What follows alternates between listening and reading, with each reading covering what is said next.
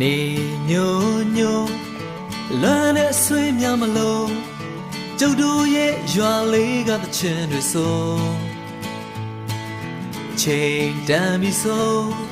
စပါးကင်များမဲဆိုအိမ်ပြန်ချိန်ဆိုစနီးကြောလေးကကြို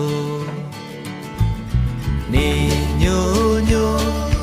လမ်းနဲ့ဆွေးများမလို့ကျုပ်တို့ရဲ့ရွာလေးကတချင်တွေဆို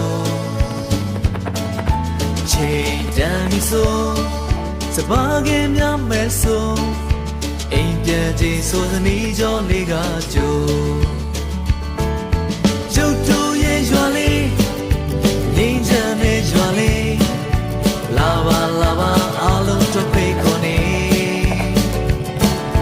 ကျုပ်တို့ရဲ့ရွာလေးဟိုဝေးကစိတ်လည်းတဲ့ရွာလေးလာပါလာပါအားလုံးတို့ဖိတ်ခေါ်နေ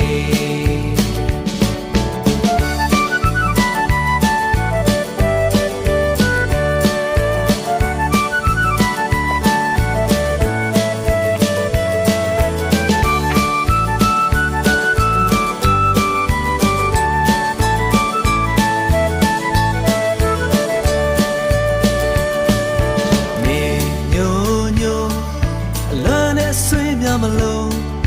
ကျုပ်တို့ရဲ့ရွာလေးကတချင်တွေဆိုချိန်တန်ပြီဆိုစပါးကင်များမဲဆိုအိမ်ပြန်ချိန်ဆိုသနီးကြောလေးကကြို